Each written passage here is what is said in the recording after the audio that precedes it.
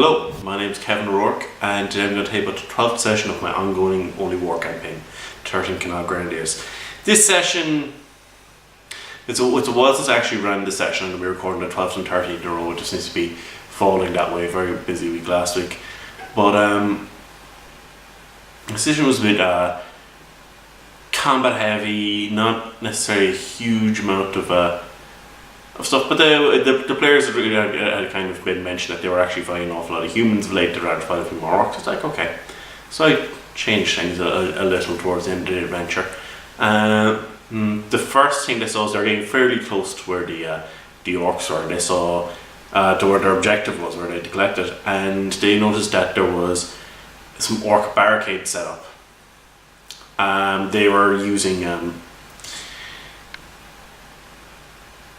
Corporal Love and Sergeant Jorgensen quite effectively to go scout ahead of them, but they still noticed that there's a barricade with a few orcs behind it. So they decided, well, how many orcs in there? They could only see about 5, so decided, right, we'll just rush it and attack it. So I was like, okay. They maneuver forward fairly quickly, and they started. Robert Jorgensen, of course, had the flamethrower. Unfortunately, a lot of the orcs actually managed to, he was lined up with about 4 orcs, and 3 of them actually managed to get out of the way between the initial hit and dodges, but that's the way it goes. Jorgensen was doing pretty well with sniper rifle as usual, and to put it bluntly, there was actually 10 orcs behind the barricade, and the guys just steamrolled right through them. It wasn't completely without risk, but it really shows how powerful the main characters have become now at this stage. But they managed to deal with them without too much problem. They didn't notice that when they examined the wreckage of the battle, the debris, they saw there was a bucket with alarm written on it and a stick inside it, which the orcs had time to actually, time or inclination to actually use. And they began to progress forward again, and then they came across, I described, there was 2 orcs that seemed to be fairly large orcs, not the biggest orcs I'd ever seen, but large enough orcs, and they were just coated in armor made from various different objects, and just that they looked quite heavily armored and quite heavily geared. So the players were like, okay, this is going to be difficult enough, but between the weapons they had, they managed to take one down in their surprise round, and the second one was standing barely alive after taking a few hits, but one of them survived. And what he did was he got he also had a bucket beside him with alarm written on it, and it had a ladle sticking in, so obviously just bang it through his lamp. These weren't even by orc standards, these weren't the most advanced orcs the guys had ever come, well, the guys were ever likely to see anyway. But just grabbed a bucket and threw it back into the room of the door they were guarding, which is where the players had to go. So the players did a fairly good job of dispatching these guys.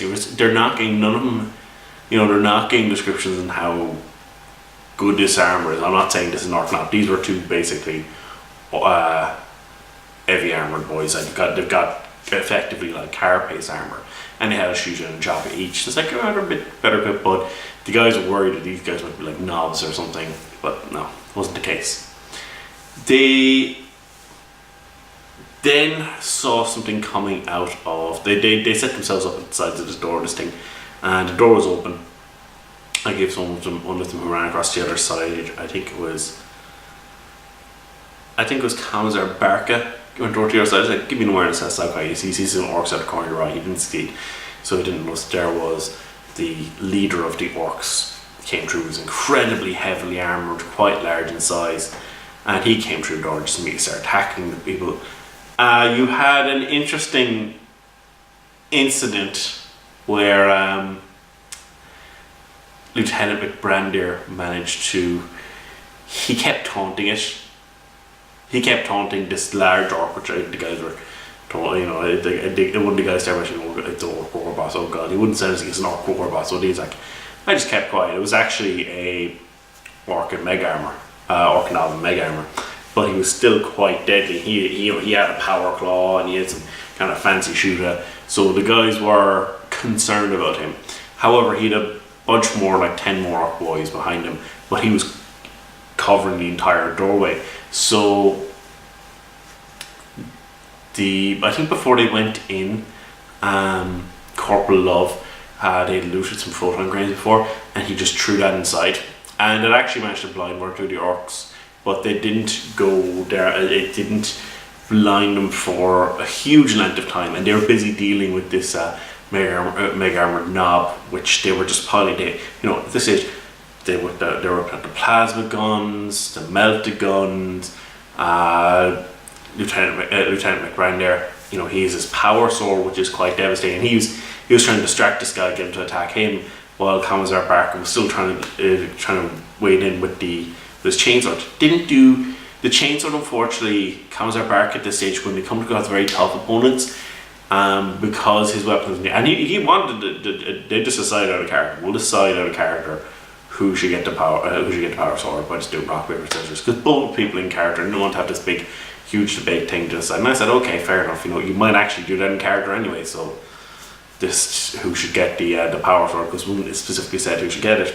So he's having a bit of trouble hurting the particularly tough opponents, which is fair enough. But when he's up against more lightly armored opponents, he's just carving through them. But they managed to finally take down this mega armored knob. I think it was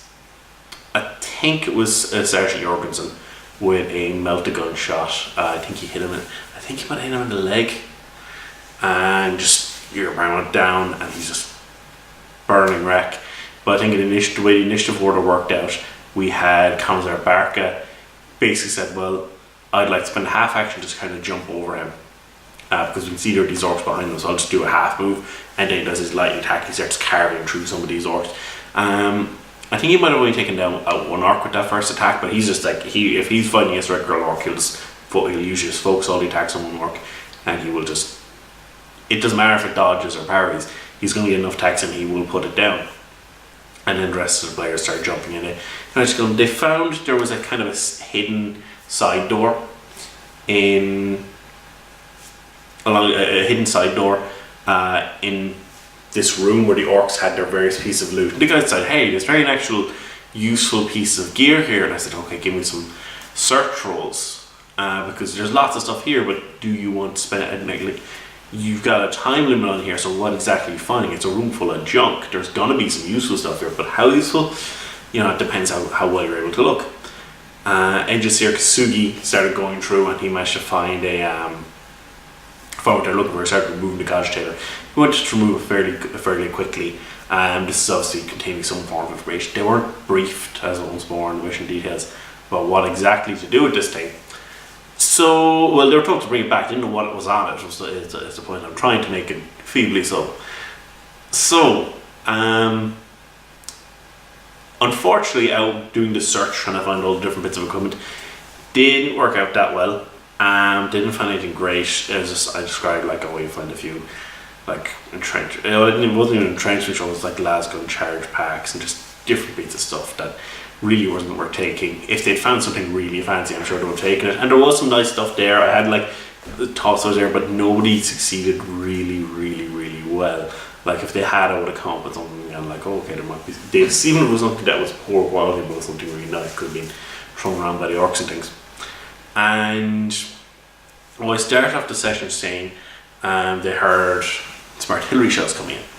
Either started off that session, or the session beforehand ended with heard some artillery shells coming in, and they ran forward, but behind them, so the corridor had been hit by these shells. So I said, oh well, how you're can you attack the Imperialist role? Later on, they're how get out of here? And I was like, yeah, you actually think there is an internal, because this is an Imperial castle, it's going to be huge and ludicrous inside. It's not going to be the biggest on the planet, but it's quite large. I described this thing as the size of a small city kind of type thing. It's not the biggest one on the planet, but it's pretty damn imperial. So there's lots of stuff in it. There's a train station I described. It's like, okay, there's a train station. And they got enough degrees of success. I was just like, okay, you've actually managed to get enough degrees of success. I'm going to say you managed to avoid most of the orc and other people's patrols. And in the train station they spotted there was an encampment of orcs. But they succeeded well enough in their stealth rolls that they managed to get to the trains. They said, well, you can get to, going backtracking for your position, it should be easy enough to get onto these trains. And if you can find a working train and hijack it, you should actually be able to cover a lot further ground in a short enough period of time. And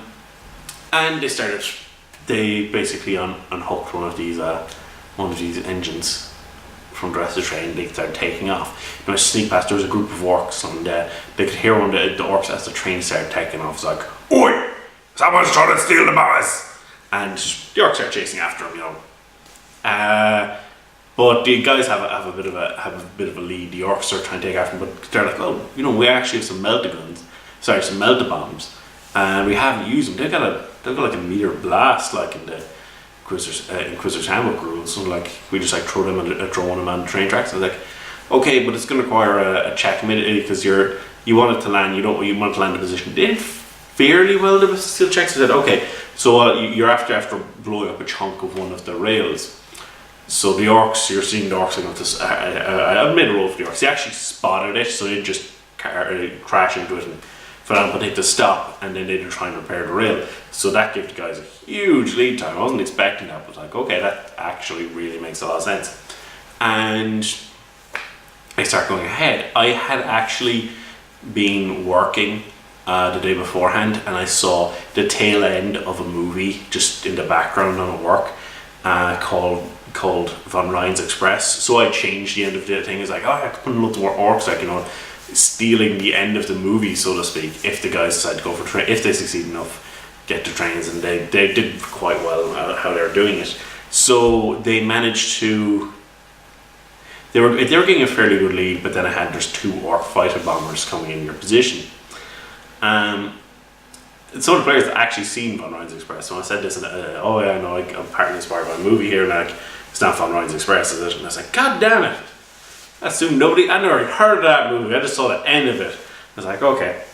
And they're managing to ping away. Unfortunately, they don't have a huge amount of long-range anti-vehicle weaponry. The melta gun does quite nice. The plasma can does quite nice. But unfortunately, Corporal Love was manning the actual driving the engine. He's got to operate ground vehicles. And I was like, yeah, well, you're actually going to have to. Yeah, you're going to need the skill. I'm not just going to let people off and say, yeah, you could, because I can.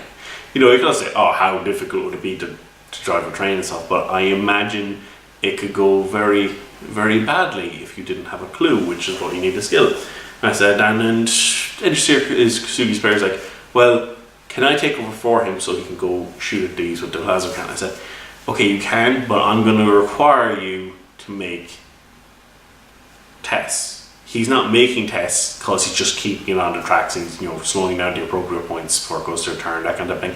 So it's like, okay, you can do it. And he's like, it's going to be any easier because I've tech use. It's like, well, you do tech use, so you understand how these things work a bit better. So it's like, okay, that'll make the tests easier. Like, these are plus 40 checks, but these are plus 40 checks as opposed to, there's plus 40 which are agility, as opposed to you're automatically succeeding if you have the skill, just basic things. So it's like, okay. They didn't manage to take any of the York fighter bombers, but the York fighter bombers went ahead of them. I described there was a tunnel coming up. So like, is there any tunnels coming up that we could go into where we're being attacked by these guys? Didn't manage to take out either of the orc fighter bombers, but they did manage to fairly badly damage one. Not a huge, unfortunately, not all of them have anti-tank weaponry. So you're looking for Righteous Fury to even take off a structure integrity point. So I said, yeah, there is. It's coming up. It's on like you're on. This is built into partly kind of a cliff. So up ahead, there's a bridge going overhead. It's like 100 meters wide. You're going through a tunnel where there's kind of arches along, just like the end of the movie. And they're like, okay, we'll try and. There's a bit of confusion at this stage as to exactly what they're trying to do. But in the end, they were slowing down the train a little bit so that they could stop. The Orc fighter bombers already exploded part of the railway up ahead, but the guys said, we're just going to get out of here. And when they realised the tracks are going up ahead, in the movie Von Ryan's Express, the guys get out and some of the guys are holding back the Germans, which those Orcs would have repaired their track and recatch up the guys after a while, which might have been towards sort of the end of it, while the guys have some of the guys have to repair their track. So I thought that could be an interesting thing where NCR Kasugi's repairing their track while the guys are holding off the guys, so holding off some of the Orcs before they take off again. But they didn't they chose to go a different path. They decided to slow down the train a little bit and they'd start turning off, but they'd leave it so that it would hit the tracks and it would go off and fall down to the valley below. They jumped off where the archways are, and they're like, well, the Orcs are going to see that the train's crashed. They're going to go down to look for loot and different things. As long as we don't get spotted, we'll be pretty okay, right? And I'm like, yeah, it actually makes a lot of sense. And like, is there any kind of a stairway up, a service way or anything we could break the locks of or whatever? And I kind of went, okay, I didn't actually think of that actually makes a lot of sense to have this particular point. It actually kind of makes sense to me. It's like, originally they were talking, we could climb down, like, we've got some grav chutes, couldn't we? I was like, yeah, you've got some grav chutes for like 4 of you. There's a bunch of NPCs who have no grav chutes. Like, can't we just hold on to use the grav chutes? Like, you might break your legs because it's not designed for multiple people. But they actually made a very good point of, yeah, we can go ahead. Is there a? And he's like, yeah, there is. And like, God damn it. So I decided from that point on, you're not going to be any big resistance. This mission's gone on long enough, so we're just going to skip ahead to the guys getting back. And then they were talking to their colonel, who requested them, and they made a few goddamn acquisitions, like, which was really silly because they've got a very high logistics. They've got a reasonably high logistics rating now, and the stuff they're looking for isn't terribly fancy. They're not looking for Dixie fancy equipment, but they keep succeeding to roll by lots. And then they get additional equipment from logistics rolls. And I keep telling them, like, sooner or later, there's stuff on this chart you can get which you do not want to get. It is going to make your life a nightmare if you get this. But they actually ended up with some odd stuff like that. Like, oh yeah, hey, wow, look, they've got a missile launcher with some frag missiles. I was like, God damn it. I was like, I just was like, oh, here's additional equipment. I was like, and they keep, every time they get an additional heavy weapon, they go to like corporate orbitals. It's like, hey, you can keep this in your room. This will be really handy for you. And he's like, I don't want all these. Why are you giving me all this? And they got a bunch of heavy bolter clips as well at one stage. It's like, yeah, they just got. It was just saying, we keep getting additional stuff because of errors or because somebody obviously in the administratum is pulling strings for them. So they use the heavy bolter clips. They exchanged, I think, about 4 or 5 heavy bolter clips for 2 plasma gun flasks on like the black market. One of the other things, Engineer Kasugi wanted to get a Medicaid mechanic. He really badly filled the role. I wonder if also was pretty bad, except for it didn't make sense with it. So what I decided to say is, you get the box it's supposed to be into. You get a receipt that you have been received on these, and he's like, but there's no, but you have a receipt for one, but there's nothing in the box. And I said, what this is turning into is, you, unfortunately, as far as the administration is concerned, you have received one of these. It seems very fitting the way the administration works. You have one of these. They won't issue it another one unless like it's broken. But if it's broken, they're going to ask for the remains of it, saying this is something that's attached to your body. He's like, God damn it. So they start going on the black market looking for someone. It's different because the administrator just will not give him one now. Because as far as their records are concerned, he has one. Why would he be looking for another one? And yeah, they went up with their colonel. And the colonel he said, I've got some good news and some bad news. The good news is I'm promoting some of you. So he promoted Lieutenant McBrander up to Captain McBrander. And he said, well, who do you want to promote up to to lieutenant, you're going to need a lieutenant. He's like, oh, he's looking over Sergeant Jorgensen and Corporal Love. And he was kind of trying to measure up who should go. I was like, well, you know, I was like, I don't mind who you promote, but it's definitely going to be a slight in character to Sergeant Jorgensen if you don't promote him, because you're promoting a guy above him, and unless you handle it very well, it's going to be difficult to do. So he promoted and they were like, okay, who are we going to have next, and what are we going to do? And I decided, okay, they decided that the other part is, aside from the promotions, he also gave each modified